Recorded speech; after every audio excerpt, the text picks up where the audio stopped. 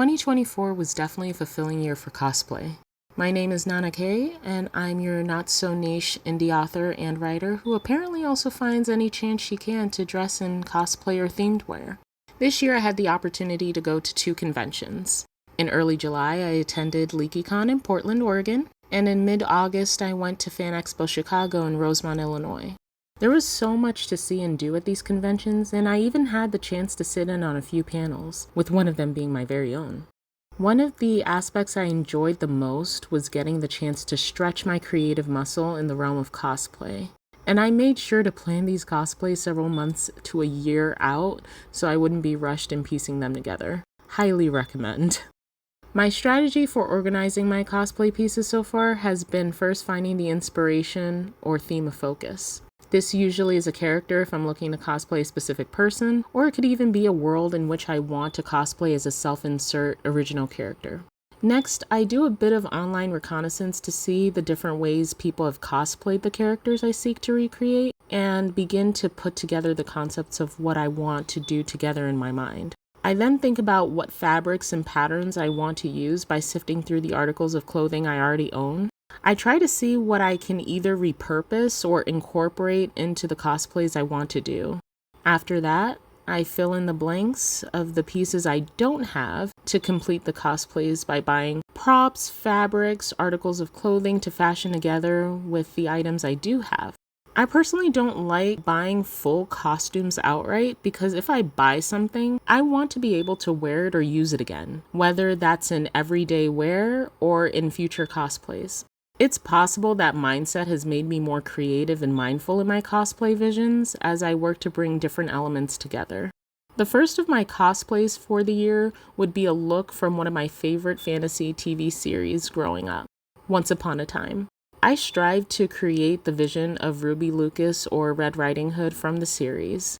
I was very proud of this look, and it was likely the most detailed of all my cosplays. This cosplay was originally intended to be a red priestess from the Game of Thrones, but as I was putting it together, it was looking less like a red priestess and more like a red sack of potatoes. When I repurposed the red cloth into a red cape, the idea for Red Riding Hood was born. A brief story about this cosplay. Initially, I had pins holding the cape together in place, but they kept falling and breaking apart as I walked from the hotel to the convention center in 100 or so degree weather. This is Fahrenheit, by the way, just for reference. And as I was running from panel to panel, so it was just too much. I finally got fed up and started tying things together. Interestingly enough, though, doing that helped the look come together even more so, and most importantly, it kept everything in place. I really enjoyed fashioning this look at LeakyCon and got so many compliments. I also developed a newfound fear of escalators while wearing the cape. I could just hear Edna Mode's speech as Final Destination scenarios played out in my mind. My second cosplay was also not entirely planned from the beginning. Originally, I had the blueprint for this look as something I would wear for the LeakyCon ball that would be taking place Saturday night. Then I realized I could easily fashion this look into an inspiration from one of my favorite webtoon series, Lore Olympus. I would bring the goddess Persephone in her fully realized vision of rule and power as Hades' queen to life. I was a bit worried that this cosplay may have been a little bit more niche than the Red Riding Hood cosplay, but I was more than pleased when I got a handful of people recognizing the reference. I can still remember walking up to the stage at cosplay karaoke that second day at LeakyCon and hearing the surprised expressions from the audience. I even got a photo of my cosplay taken by the official convention photographer, which was a welcome surprise. I'm not really one for the limelight, but I admit that the compliments and attention for this cosplay was truly a delight to know that the thought and focus that went into putting it all together could be celebrated and appreciated.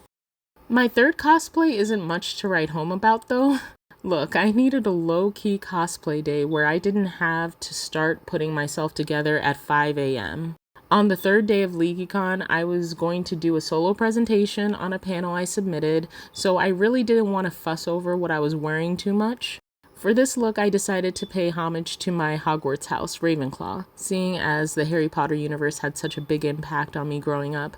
Plus, it was my nod to the last LeakyCon, EnchanticCon 2025, let's go. Originally, I was hoping to put the look together that represented my hybrid house of Ravenpuff, a combination of Ravenclaw and Hufflepuff.